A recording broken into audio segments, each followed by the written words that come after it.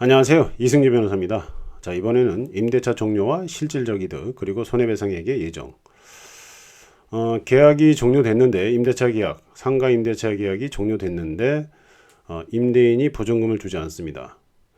자, 그러면은 임차인이 보증금 줄 때까지 점유하면서 동시행 항변권을 행사하는 경우가 있죠. 이때는 실질적 사용이 없기 때문에 임대인이 부당이득 반환 청구를 할 수 없어요.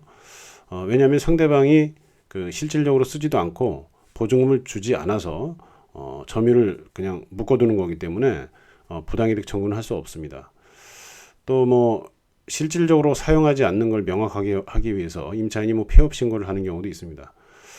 자, 이런 식으로 이제 문제가 되는데 보증금을 주고 안 주고 이런 걸 떠나서 예를 들어서 임대인이 보증금을 줄 수도 있죠. 보증금을 줬는데 임차인이 사용을 하지 않아요. 실질적으로. 그런 경우에도 부당이득 청구가 좀 어렵다.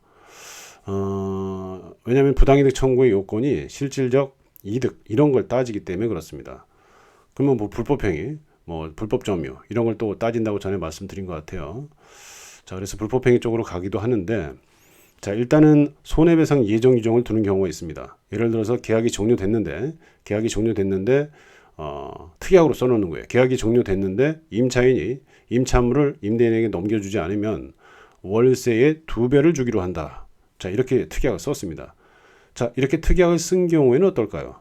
이 특약을 이렇게 썼다. 그러면 그 특약대로 예를 들어서 종료됐는데 자기 권리 주장하면서 안 나가요. 그러면은 명도소송하면서 이 특약에 따라서 월세의 2배를 청구할 수 있는지, 예를 들어서 10개월 정도 계약 끝나고도 계속 썼다 그러면은 월세가 100만 원이라면 2배니까 2배 200 곱하기 10 이렇게 돼서 2천만 원이나 되죠. 2배가 되는 거니까. 이걸 청구할 수 있는지, 이게 문제 됐습니다. 근데 광주지방법원에서 이거를 이제 불법 거주 배상금이라는 용어를 쓰는데, 이런 불법 거주 배상금이 인정되려면 임대인이 보증금을 이행 제공을 해야 된다, 이런 취지예요. 동시이행 항변권을, 상대방이 보증금을 달라는 그런 항변권을 깨야 된다는 거예요. 왜냐하면 불법이잖아요. 불법. 이 불법은 상대방의 항변권을 깨는 행동이 필요합니다.